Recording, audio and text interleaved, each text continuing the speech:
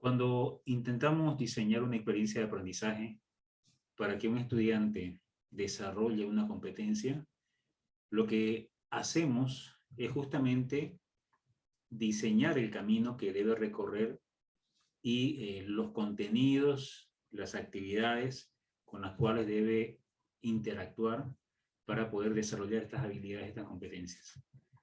La formación en competencias implica que la persona desarrolle comportamientos acordes a un desempeño eficaz. Y es por eso que las competencias tienen que ver no solamente con conocimientos conceptuales, sino también con tener destrezas para desarrollar acciones, para ejecutar un procedimiento, pero también tomar conciencia de lo que está haciendo y actuar de forma crítica frente a lo que está haciendo o frente a las situaciones a las que se enfrenta. Es por eso que para diseñar una ruta formativa que asegure que se dé cabalmente ese tránsito a través de las experiencias y que la persona, el estudiante, desarrolle esas competencias, es que a continuación voy a mostrar un poco la revisión que se ha hecho de las diferentes, digamos, metodologías, ciclos formativos, ciclos de aprendizaje que se encuentran en la bibliografía y que son como referentes para finalmente aterrizar en una metodología o una ruta propia. Entonces, a continuación, les voy a mostrar lo que sería para nosotros la ruta formativa. Así que, inicialmente, como se puede ver en pantalla, bueno, hay muchos referentes, efectivamente, a nivel global tenemos muchos referentes de formas de diseñar, ¿verdad? Cómo se han diseñado las rutas formativas, por lo que también llamamos ciclos de aprendizaje. En este caso, tomando en cuenta la bibliografía también que tenemos a nivel institucional, tenemos libros que trabajan ciclos de aprendizaje basados en la educación popular, como los que tiene FIA Colombia, FIA Ecuador, la misma federación, FIA Venezuela. Y en todos estos casos encontramos que el punto focal es justamente el partir del contexto. Por ejemplo, si pensamos en lo que plantea la federación, a nivel institucional se habla de que la primera fase o el primer momento de esa ruta formativa es la contextualización. Una vez que se genera contexto y se despierta el interés del estudiante en la temática nueva y en cómo esta temática encaja dentro de un marco de circunstancias de importancia para el estudiante, que es lo que se espera, que realmente el estudiante encuentre que allí hay algo que le interesa. Y entonces se despierta su curiosidad, que como bien dice el dicho, es la madre del aprendizaje. A continuación, se toma una parte de esa realidad para problematizarla, es decir, para definir qué es lo que queremos atender de ese contexto que estamos presentando. ¿Cuál es la problemática? ¿Cuál es la situación? ¿Cuál es el elemento de aprendizaje en el cual nos vamos a enfocar? A eso le llamamos el momento de problematización. Luego está el diálogo de saberes. ¿Cuánto conocemos sobre esto que estamos analizando? ¿Qué conocimiento ya se ha producido en el mundo sobre este tema, ¿verdad? Y que podemos revisar, en el que podemos indagar y sobre el cual podemos también aprender. Entonces, el diálogo de saberes está muy vinculado a no solamente lo que hay fuera, sino también lo que tengo dentro y cómo eso se puede integrar. Esto requiere un proceso de metacognición también y un proceso de diálogo con otras personas, con otros saberes. En este sentido, el cuarto momento o la cuarta etapa del ciclo de aprendizaje es la innovación transformadora. Una vez que hemos tomado contacto con ese conocimiento, ¿verdad? Ya visto a partir de otras experiencias, visto a partir de la bibliografía, visto a partir del diálogo y de ese ejercicio de metacognición, entonces es momento de tomar una postura, de tomar alguna acción a partir de lo que he aprendido, a partir de lo que he recuperado y con lo que me quedo. Eso le llamamos innovación transformadora. Esa acción debería ser o debería generar un cambio significativo para mí como persona, que estoy, digamos, materializando un conocimiento, materializando una experiencia, y hasta qué grado esto me sirve o lo considero valioso para mí. En ese sentido, la innovación es innovación siempre y cuando realmente resuelva alguna necesidad, atienda un problema real. Y finalmente, cuando pruebo esta nueva experiencia, este conocimiento, cuando lo traslado a una situación ya de mi vida cotidiana, entonces es cuando estoy sistematizando el conocimiento, lo estoy poniendo en práctica en un contexto real. Es probable que la innovación transformadora requiera supervisión, que requiere un espacio de estar consultando, ¿verdad?, con alguien que me acompañe en ese proceso para que yo me asegure de que lo estoy haciendo correctamente. Entonces, en ese sentido, la sistematización y socialización tiene que ver con un traslado ya a una condición cotidiana, una condición real, e incluso a otros contextos, para ver si realmente esto que he incorporado como parte de mi conocimiento, como parte de mi comportamiento, pues hasta qué grado es efectivo. Y si lo es, pues puedo compartirlo, ¿verdad? Puedo difundirlo, o en términos generales puedo comportarme de esa manera de forma evidente, para que las demás personas lo vean. A eso le llamamos socialización. Entonces me he detenido en esta línea, me he parado aquí, porque es como el gran marco institucional, ¿no?, de educación popular. Los demás marcos y los demás ciclos de aprendizaje a los que hemos consultado tienen mucha relación, ¿verdad? Quizá uno de los más conocidos es el ciclo de Kolb.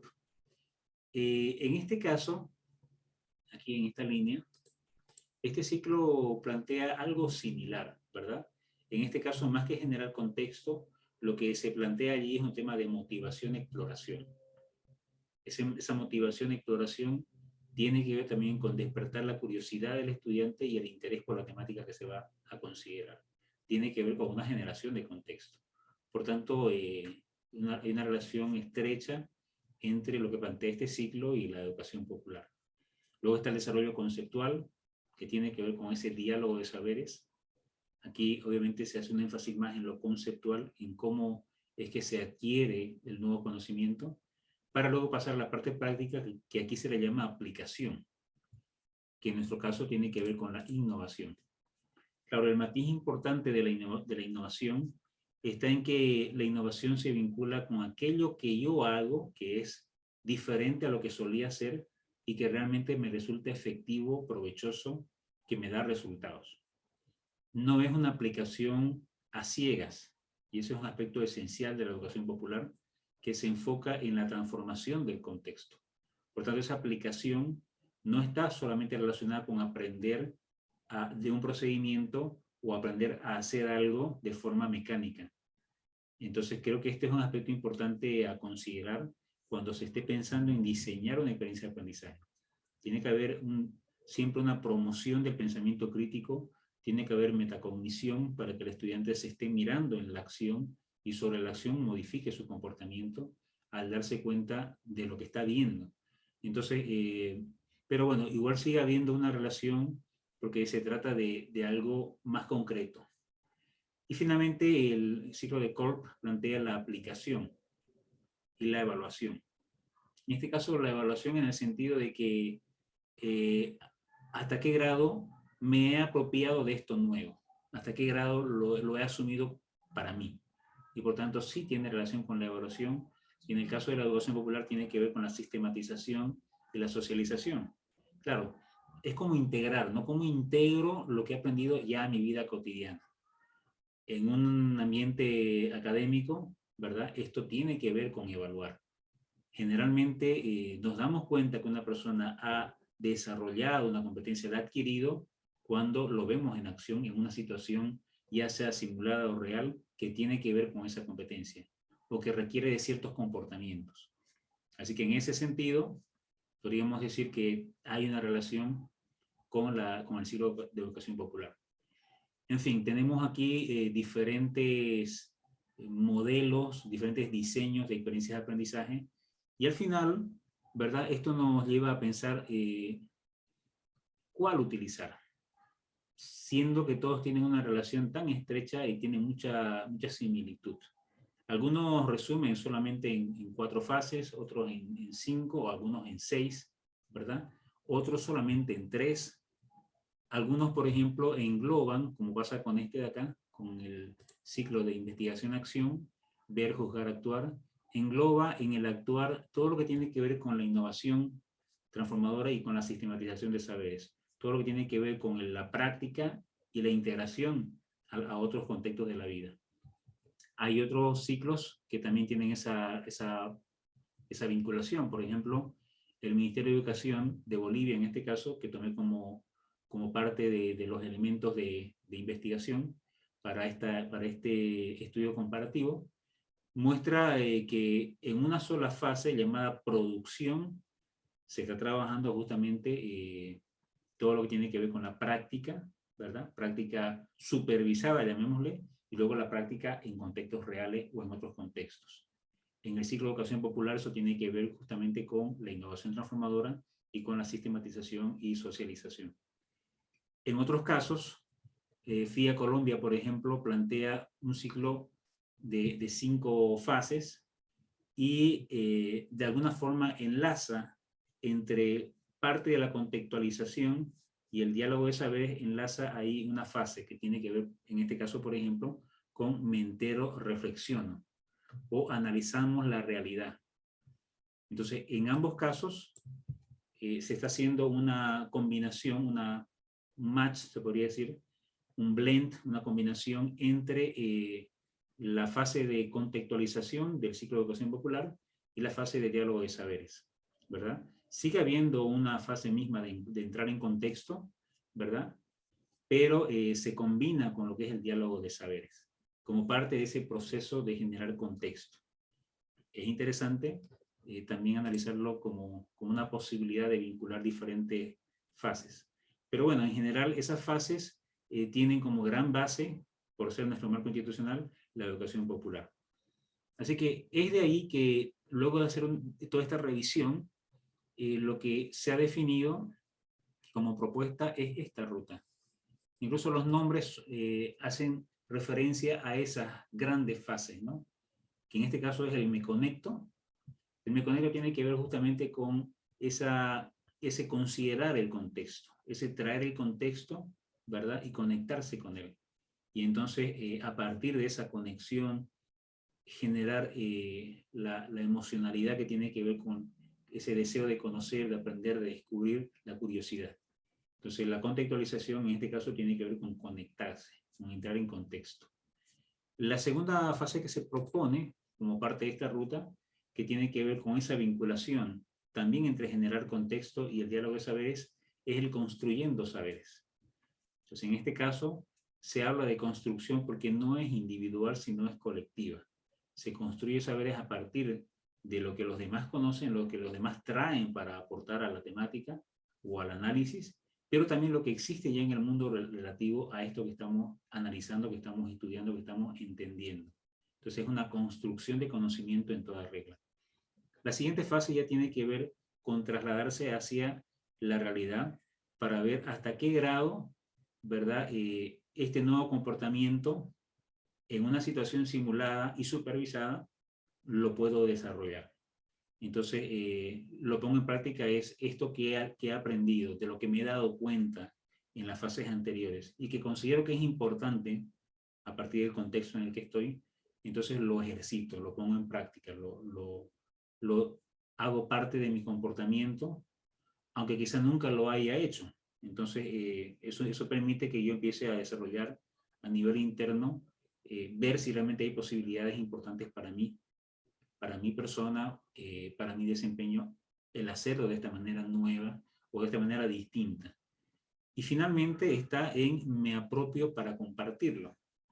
Esta última fase está vinculada a la sistematización y a la socialización.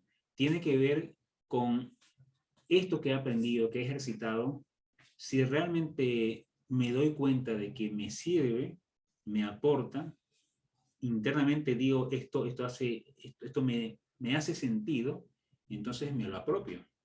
Es decir, este es el comportamiento que yo quiero tener siempre ante este tipo de situaciones.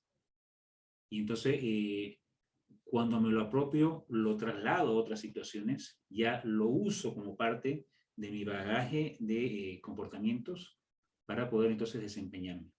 Lo diré así de forma tan mecánica, pero bueno, es para que se entienda un poco a partir de esa metáfora, ¿no? Es como usar algo, una ropa, ¿verdad?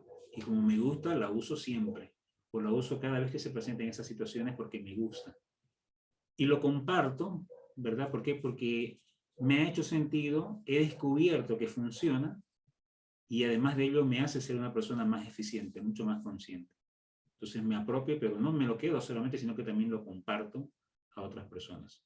Entonces esta es la secuencia de momentos de este ciclo de aprendizaje que vendría a ser como la gran propuesta para la creación, el diseño de experiencias de aprendizajes de cualquier curso en cuestión. Entonces, haciendo un poco de resumen, tendríamos por un lado, en la parte derecha, la ruta metodológica de la educación popular. Ahí están los 5 momentos: contextualización, problematización, profundización y contraste, acción transformadora, evaluación y sistematización de saberes.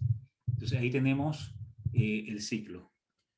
Y el equivalente, ¿verdad? Que está quedando como en 4 fases, no en 5, sino en 4, también un poco para empezar a resumir, ¿verdad? Actividades, tomando en cuenta también de que no es necesario explayar demasiado las actividades para trabajar los comportamientos. Hacer actividades muy bien pensadas que integren, ¿verdad? Diferentes criterios permite que en una sola actividad o 2 actividades se pueda trabajar cabalmente un desempeño, una competencia. Entonces, en esto partimos de la premisa de que menos es más.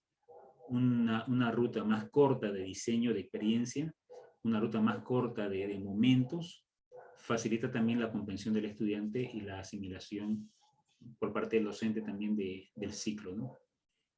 Entonces, y claro, también hemos usado expresiones que son más sencillas, como me conecto, construyendo saberes, lo pongo en práctica, que facilitan también la comprensión, ¿no? Y claro, hay una gran metáfora en el fondo, ¿no? Es que yo estoy haciendo algo con otros, estoy en un proceso de co-construcción con otros.